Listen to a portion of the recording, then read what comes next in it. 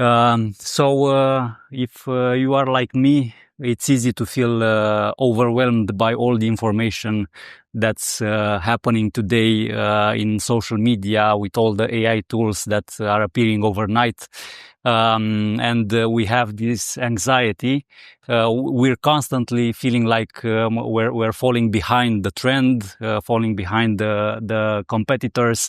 If we're looking for in Hugging Face, there are almost 4,000 open models for LLMs that can be used for applications. So even if we try to test 1% of them, we'll still need 30 days, 1 month at the pace of one tool per day to test them out. So it's like an impossible task. Not to say that in the meantime will be more tools available. So I think we have to understand this, that we cannot implement everything. Today we'll talk about a lot about AI and technology, but hopefully without the anxiety that comes along with this topic. So I think it's really important for us as marketers, as business owners, as e-commerce managers, founders, to develop this skill of seeing what's real and what's not, where is the opportunity and where is not, and not fall for flashy AI tools that appear overnight, and we want to implement them as soon as they appear. So look for these lasting technologies or trends that can really impact our business, our operations, not just something of surface. So in today's presentation, you will find what is needed these days to navigate the complex results that Google shows now in its results. What is GEO, how AI changes the SEO game, and what can we do to stay on top of this trend in search. And we'll explore some key Shopify myths and also realities that we came across in our working with Shopify clients and with Shopify platform. So anybody remembers the 10 blue links anymore? You are this old in the industry. So this is how Google results used to look like many years ago. They don't look like this at all. If you do a simple Google search, you'll see that these results changed dramatically over the last years. So now what we are seeing in Google results are, besides ads, the ads that are on the top of the page, search ads or product carousels, but we also see products listed in the Google results page. So these are organic listings. So for this one, you have to have the Google Merchant Center account set up and have the product feed set up there to increase the chances to rank in this type of results. They can be higher or lower in the search engine results pages, depending on the query, depending on the intention of the user. We can see, yeah. So is there also organic ones? Yeah, those are organic. Searching for electric bicycle. Yeah. These are organics. These are organics for this particular search. I think this box is like in the middle of the page, of the results page. Yeah. And depending on the query, so if it's a purely transactional query, they might be, the box might be bigger, so with 3 layers, or smaller, or there might be many boxes, or just one. These are for the Romanian market. So if we're looking at US Google search results pages, we will see with a VPN, we can see that the results pages are totally different from the Romanian ones. So it's more like for transactional queries, like a real shopping experience. For some queries, it's like you're entering a marketplace with many products. You can filter by price, by gender, so it's like a real e-commerce experience, not a search engine experience. So I assume that it's a matter of time for this to be implemented on other markets as well. What we also see, it's a high appearance of blog results and informational content, of course, for informational queries. So people are searching more and more for these informational queries. The brands are investing more and more in content, and Google is promoting the content in its search results. And content in both forms, text, as we saw earlier, and also video for many queries, mainly for the ones that people are expecting to see video formats, recipes, I don't know, reviews for products and so on.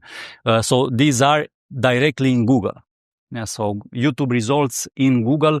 It's not a secret that that Google owns YouTube.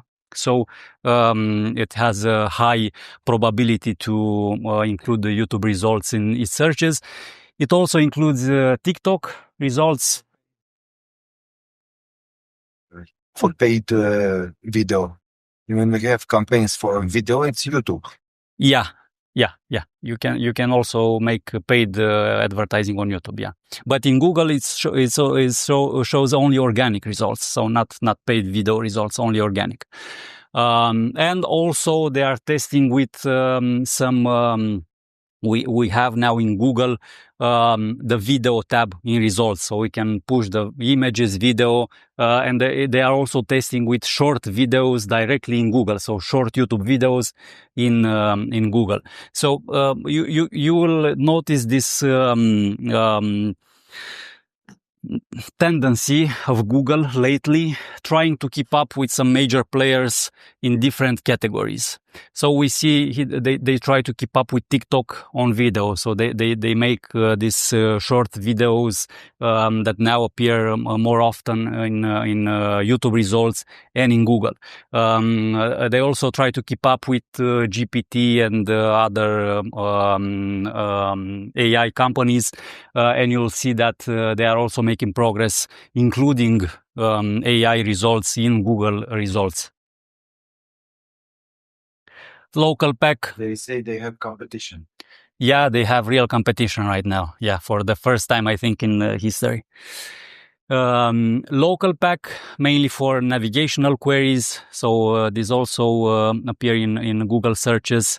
Images, as I'm sure you noticed, and some specific features like position 0. So what position 0 is, when one user make a specific request question in Google can directly give the result in one snippet.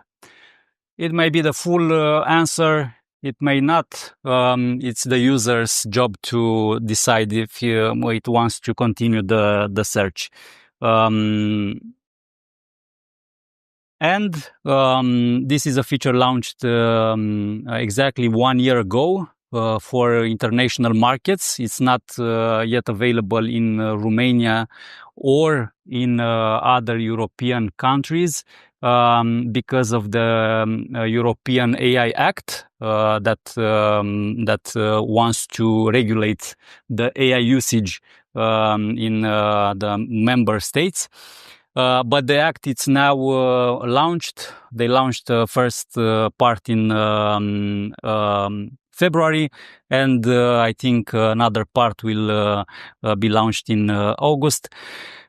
So in US it's live, and also other countries. It will be live in Romania soon. What the AI overviews do, it's when you search for a specific question, Google is giving you all the information you need. So this means that all the websites are below first screen and sometimes below the second scroll. So the CTR will drop dramatically. You can see here that he does mention some sources when you can find more information on the subject, but more often than not, you will find all the information you need in this snippet, and you won't click through. You won't follow up on the websites. You won't go further.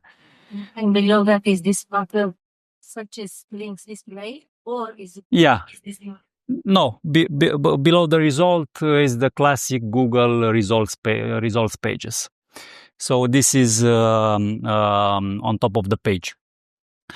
The next best thing, because all the websites will lose traffic on this, mainly the websites that rely more on informational content and traffic, so with blogs or magazines or you name it. And the next best thing is to at least be featured in the sources. So at least have some eyeballs, some brand visibility, although the user will not click on your website anymore. So depending on the industry, the traffic loss may be around 10% or around 60%. So this is a big deal.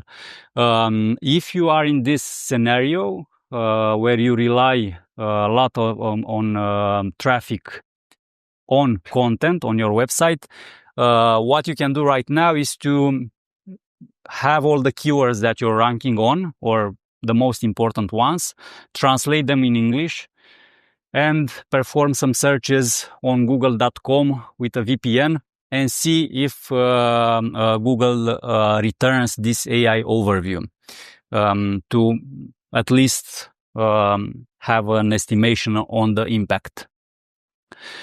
So this is one, AI overviews. This is the second one, launched 1 month ago, Google AI mode. What this means? It means that in Google, we will have this AI mode tab where we have the all results pages right now. That's this works exactly as Gemini. So it's the Gemini chat embedded in Google. So the search experience will be totally different. So if you want to see how it will be, just access Google Gemini and see how the search experience is there. It's more conversational. It features fewer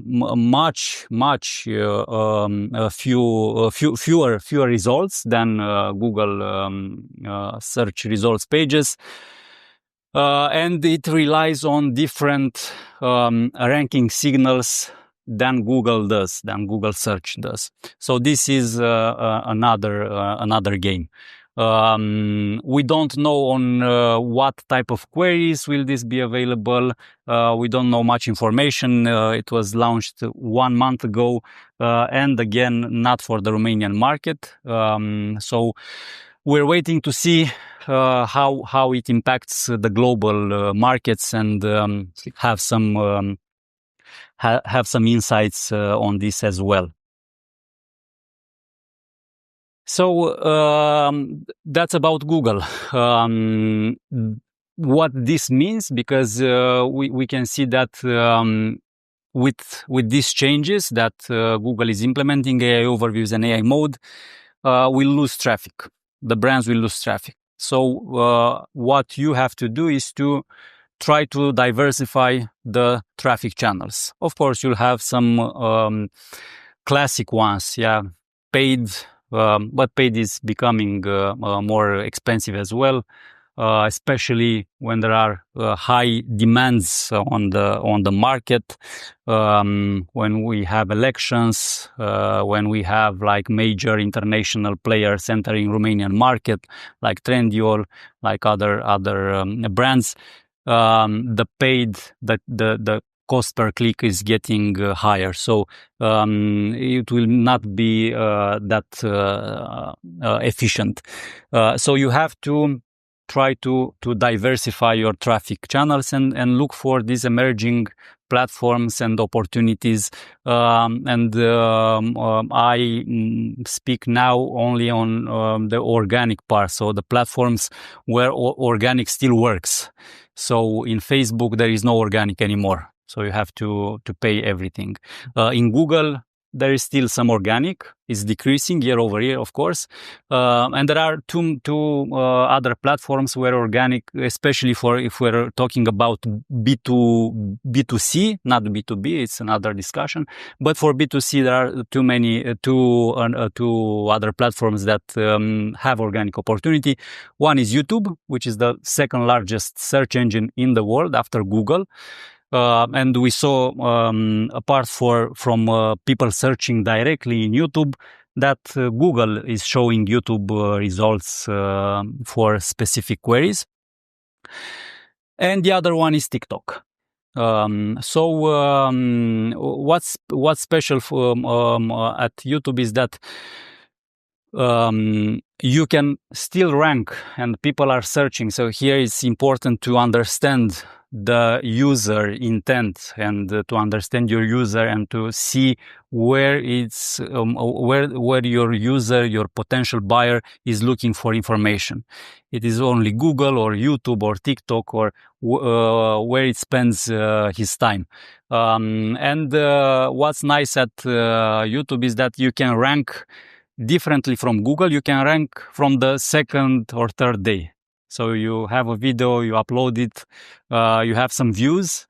YouTube understands if the video has real value and has ranking potential, and you can rank in the first week. And you can rank with many videos on the same query. So here I have an example for Hervis with 2 videos. This is the main video. It has 8 minutes. And from this video, we also made like 4 or 5 cuts of 1 or 2 minutes each. So for the same query, and there are many Hervis results below this one. So you can rank in multiple positions, and you can rank in YouTube and in Google. So this is like a double win. And TikTok, which is the number 1 in engagement in Romania, and not only Romania, with 42 hours per month per user. So Romanian users are spending 42 hours on TikTok. I don't know if I have to worry about this information or to to be happy about it. This is again, even though in TikTok the users are not having the same behavior, so they are not really searching in the search bar for videos. They are scrolling and seeing results that are related with their intentions or what they consumed previous. Because of its algorithm, TikTok like has this related video sharing, and if the video is engaging enough, it can be pushed to many viewers. So again, this is an opportunity for brands. And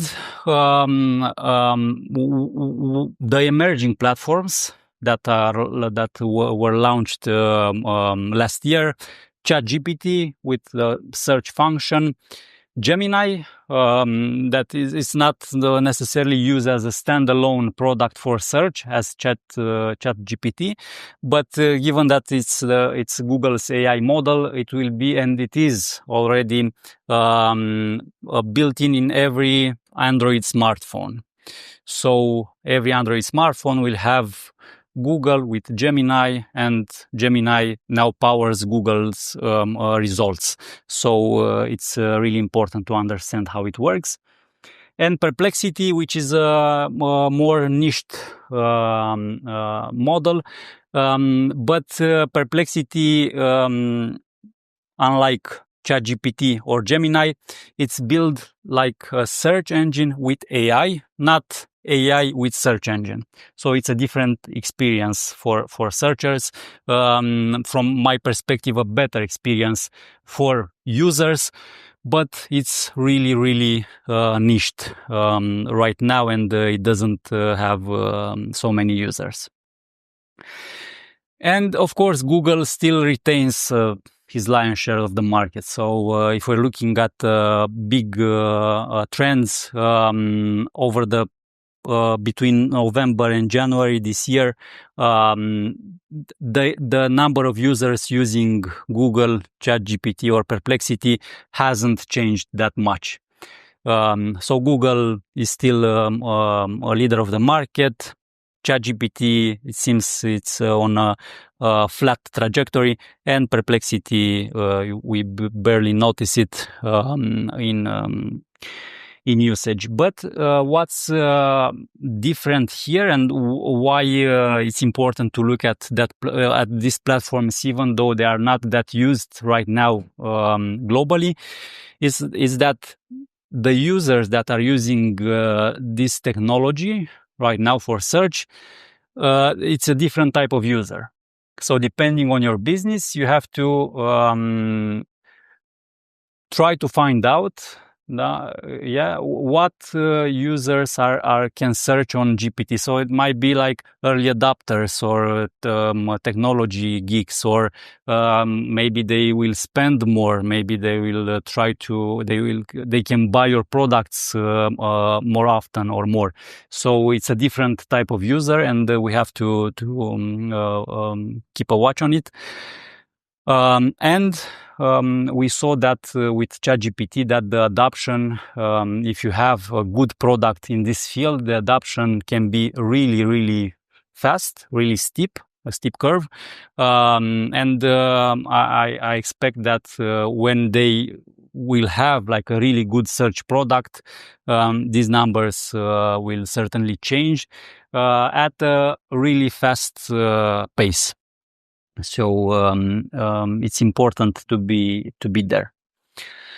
Okay, so this is the market overview. So Google is making it harder and harder for brands to receive traffic, organic traffic from it.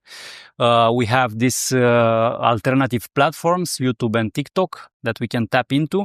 Of course, it's different than the traffic from Google on transactional queries. So if we're looking at YouTube and TikTok, we're talking about informational content, inspirational content. So there are not users that will buy the second day or the day that saw your brand.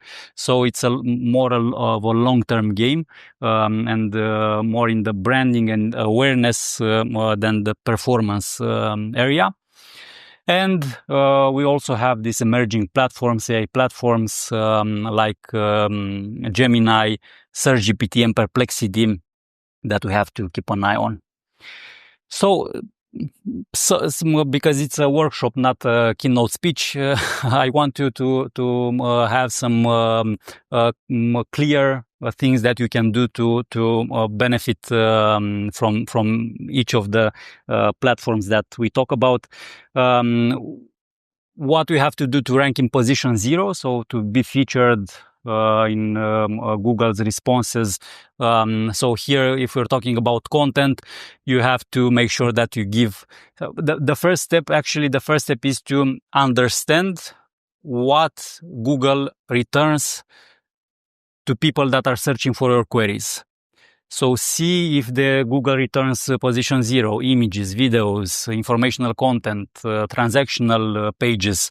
And after you understand this, you go to the second phase of see how you can rank on this type of results.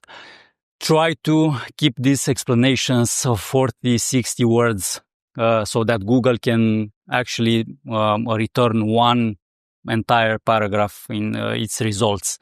It works best the question and answer format. So in the frequently asked questions format, you write the question, you write the answer, you write the question, you write the answer, so that Google can return the answer when somebody asks the question in Google. Try to for the type of content that allows it have like bullet lists or also tables when comparing something or pricing or something like this.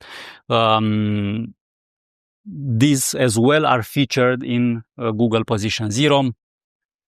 So we talk about tables of comparisons. What is, how to, why, the most common questions that users are asking Google. And the format and the rich snippet also relies on a technical implementation of feature snippets. So you have to tell Google that some types of content are ready for this type of results that they return. For AI overviews, it's really important to have the information really well structured, to have like this holistic coverage. So it's not short articles, long form articles, well written in a holistic way. It's really important to have this EAT signals. So this is expertise, authority, trust. What's the second E? Experience, expertise, experience. Okay. Yeah, experience. And trustworthiness. So this means that your content should be written or reviewed by a specialist. So if you're talking about, medical, you have to have some medical specialist that reviews your content. Banking as well, especially for this your money or your life industries that Google consider that are sensitive. Finance, health, insurance, legal, and so on. So this is really important. Data freshness, the data should be fresh. If you're talking about things that are changing a lot, you have to make sure that they are reviewed periodically. Question-based content, like in AI, like in Position 0, it helps to have like direct questions in the content, and of course factual precision. Some of them are not just for AI overviews. Some of them are recommendations for ranking well in Google in the first place. Now for ranking in TikTok, which is different from ranking in YouTube, although we're talking about video. What's really important in TikTok, it's the content consumption. Videos watched to the end rank higher. So you have to make sure that your content is engaging and that the users are watching it till the end. This is really important. So it's very important to have retention in the first seconds of the video, so that the user can watch the video till the end. Of course, it's really based on trends. So make sure that you keep a watch on the trends in your industry and you create content on them. The frequency is really important. Okay, maybe not 3 videos daily. This is hard to do, but just make sure to have good frequency, maybe a few posts per week. The optimal length is between 15 and 30 seconds, but you can gradually increase it if you see that you have retention on the content and the content it's well distributed. And the engagement rate, it's really important. Comments, shares, follows, and so on. Call to actions, captions, if the users are seeing the video without sound, this is helpful. And video quality, this is important because we might think that on TikTok we can also make scrappy videos. Yeah, they work, but not all the time. So users are still demanding quality content. In YouTube is different. So if on TikTok we can, or it's recommended to have like 15-30 seconds videos.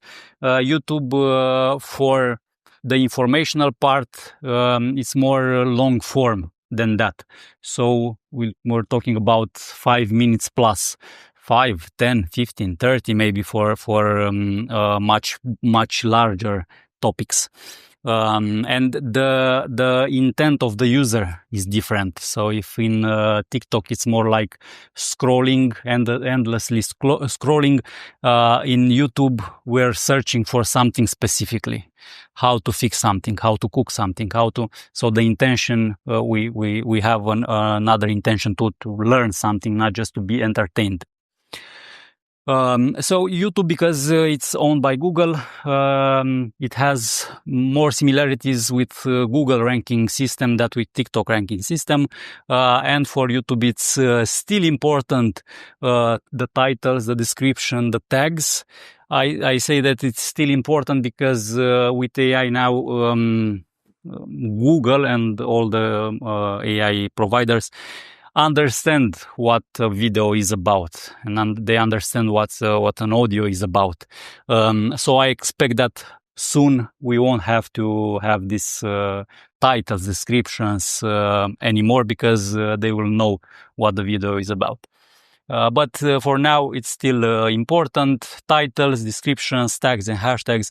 Custom thumbnails. So you have to have some custom thumbnails for your video to increase the CTR, the click-through rate. This is really important. So YouTube will choose random a thumbnail for your video, but you can make a custom one, as you see here on in the example of Hervis. So this is a custom thumbnail.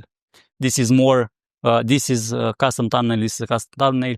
It's more appealing that a random generated image that YouTube puts there. And of course, it's really important the watch time. So you should aim for 50% watch time or higher, no matter how long your video is.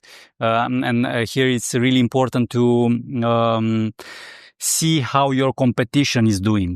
So you have to, if you want to create a video on a specific topic, you should look first what ranks in YouTube really well and see how the videos are. So are there short videos, long videos?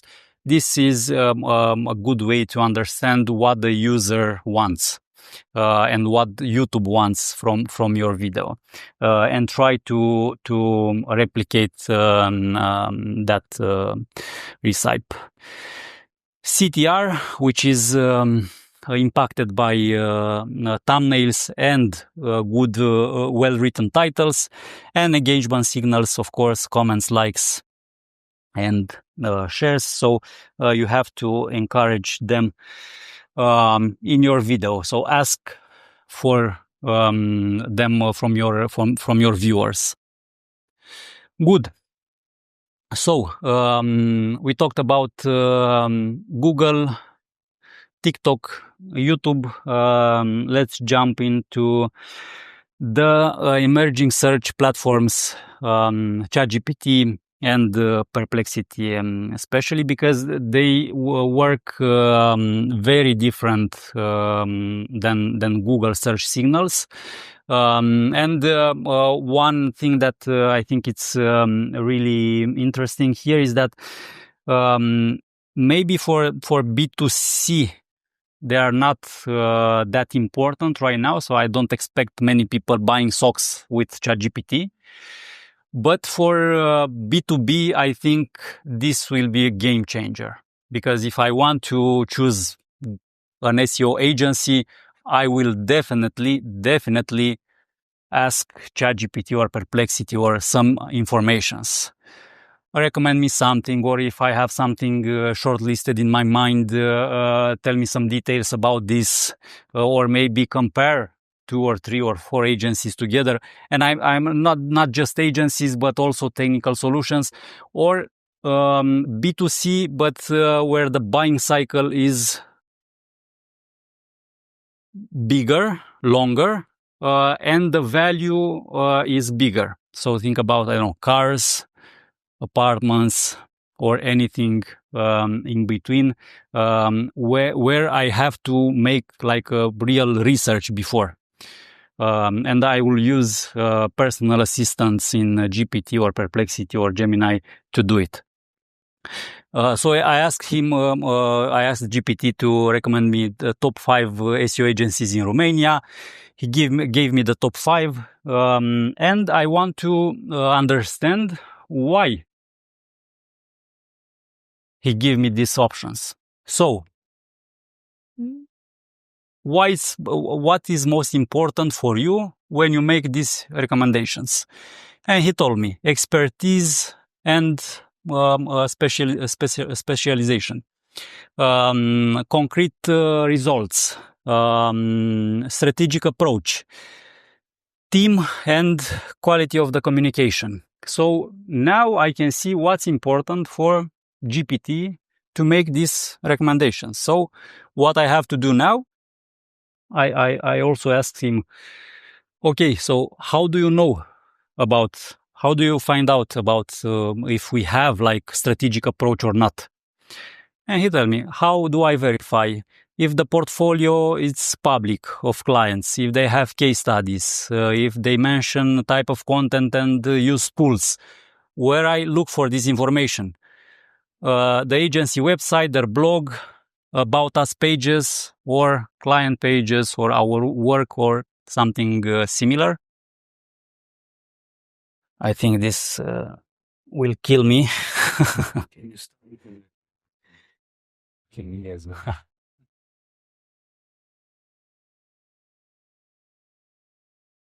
Okay, that's more likely. And he literally tells me what he does, what's his rationale when it makes these searches. So this is like they give you you can work backwards, understand what's important for ChatGPT, and as you can see, it's more similar with how a human would search than how Google would search. So for Google, it's really important to have keywords in your titles, to have backlinks for other websites, and to have like the technical issues or technical part of the site well optimized. And those are the 3 main categories that Google looks at. And okay, maybe at user signals. User signals meaning I click on a site, and if I stay long enough, Google will know that maybe I found something that fits my needs. If I exit and bounce right back in the search results, maybe I didn't find what I want. And for these models, it's more like how a human will do this research, because this is how I choose a supplier. I look on their website, I look at the portfolio, I see the prices, I see the reviews, I see. So it's important to understand first for your business what's important for ChatGPT first, and second, how ChatGPT sees your brand. If it recommends your brand or not, if it recommends your competitor. And that's the beauty of it. You can ask him, why did you mention this? Why didn't you mention my brand? And he will tell you, and you can fix these issues. This is like a big big task, because as you see, this is like a whole strategic marketing approach. If you want to check all these boxes, it's not an easy job, but I'm sure that if we have this well done, it will impact all of our business and our marketing, not just how ChatGPT thinks about us. I also asked Perplexity, what's the most innovative SEO agency in Romania. He also gave me three results, and what's different between GPT and Perplexity is that Perplexity seems to rely more on what others are saying about you and what you say about your brand. So when I asked him why did it include target web here, it says that it gave me two sources, from which one is targetweb.ro, their website. So they are saying on their website that they are innovative, and Perplexity believes that. And the other one is Valahia News, which is something that I never heard about. So it seems that Perplexity doesn't know which are the reliable sources, which are not reliable. So he believes anything that he reads. More easy to influence. Thank you. Okay, so this is about how you can optimize your online presence to be featured in this new emergent AI search engines. And now I wanted to include, because we are at the Shopify conference, some specific things about Shopify that we came across in our work with clients using this platform. Some myths that I heard a lot, and they are not true. First one is that the collections and products URL, which I know that every Shopify platform does, will kill your rankings. So this is not true. Of course, it's not like the most well-written URL, because it has this unnecessary, from a SEO perspective, of course, I'm sure that from their perspective it's necessary to have this in URL.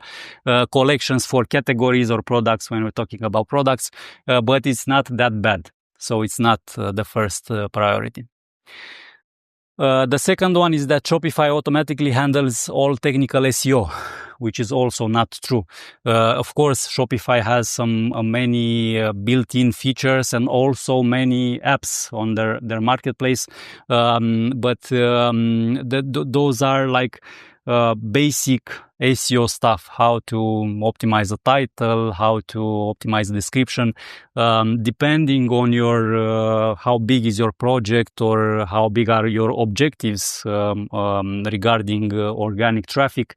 It's not enough, and you should go the other way around, not what Shopify can do from an SEO perspective, or what different apps in their marketplace can do from an SEO perspective. More, what's my objective, what are the challenges, and how can I address these specific challenges from an SEO perspective or a technical point of view. Another one is that blog content doesn't work well on Shopify. That's another myth. Of course, Shopify blog functionality is not as good as WordPress, which is a CMS that does this really well, but it can rank really good. And in this case, the quality of the content is more important than the platform, the technical solution. But here, please bear in mind that the blog should be on on folder, so shopify.com/blog, then blog.shopify.com to receive all the authority from the domain. So what's after the domain will receive all the authority from the domain. What's behind of the domain, it's considered like a separate domain from Google, used for separate businesses. So think about maps.google.com and gmail.google.com. They are separate businesses. And they do not receive authority from the main domain. So this is really important.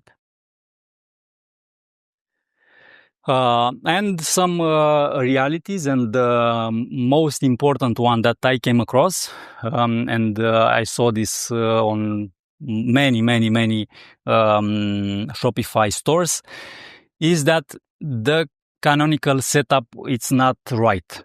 So this is a bit technical. What canonical does, when I have like 2 pages that are showing like similar results, I can say that this page should be canonicalized. So this is not important for Google. This is important. So you don't take this into consideration, only consider this one. So this is a really good feature when we're talking about filter pages or sorting pages. So imagine I have an important category and 3 URLs for it, because one is the category itself.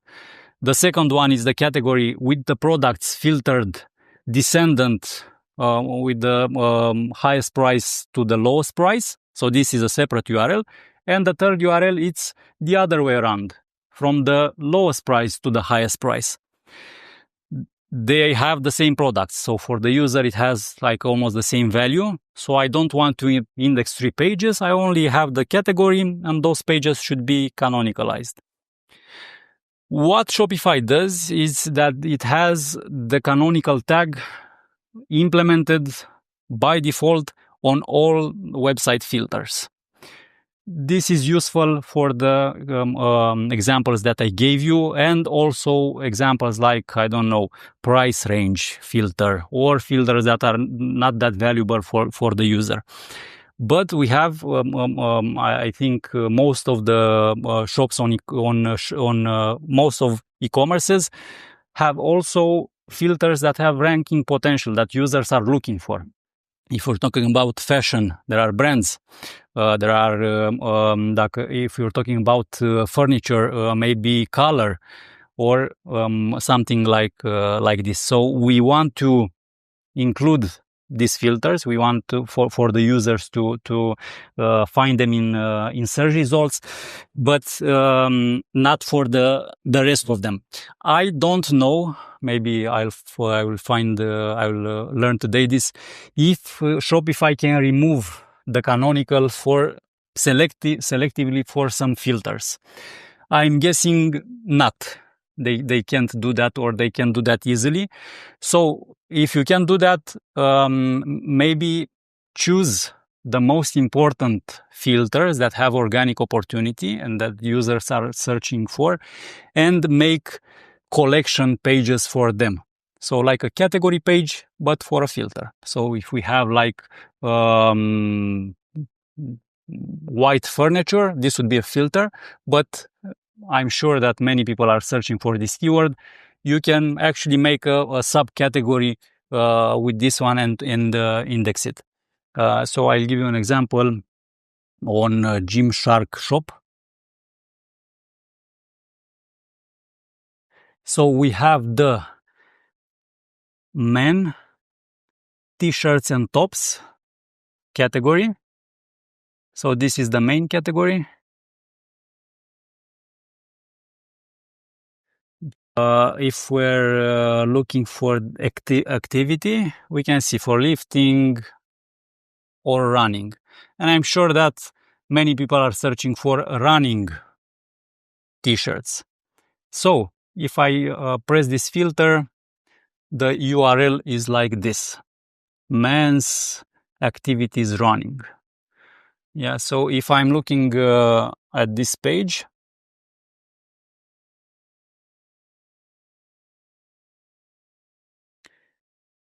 what I'm telling Google here is that this page is not relevant. This page is relevant. So t-shirt, tops, men's, the main category.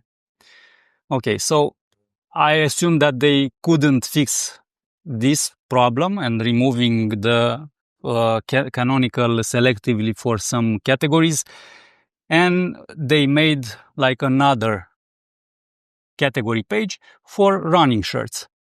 So this is a separate page with a clean URL, and that is you can find it on Google because Google indexed it.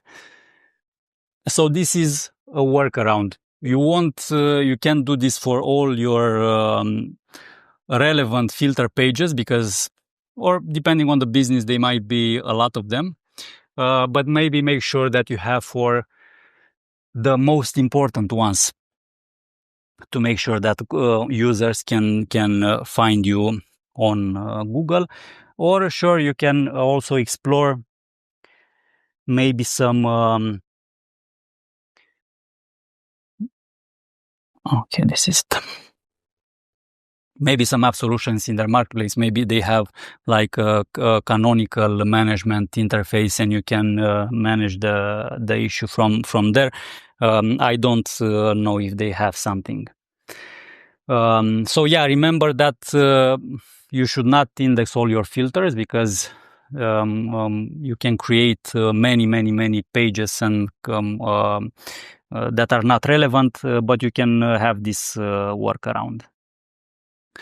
So yeah, this is it, organic digital marketing. That's why I say that this is the transition that is needed from what we did until 1.5 years ago, SEO and content marketing, and to make sure that we remain and our businesses remain relevant, we should also have a look at what's besides Google to make sure that we can thrive in this ever-changing landscape, but without the anxiety.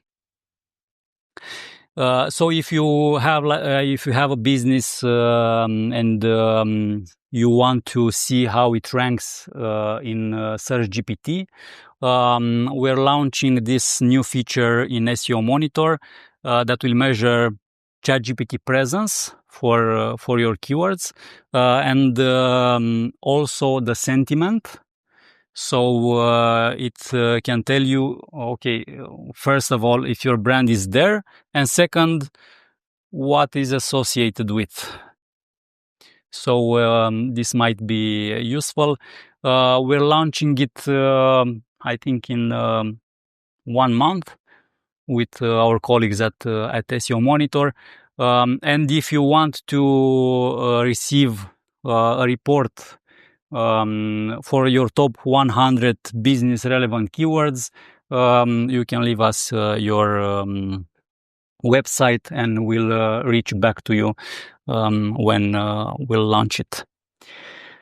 So this was it. I thought if it's a workshop, we should have like a more a longer Q&A session at the end. So if you have any other questions or curiosities, let's talk them through. Thank you.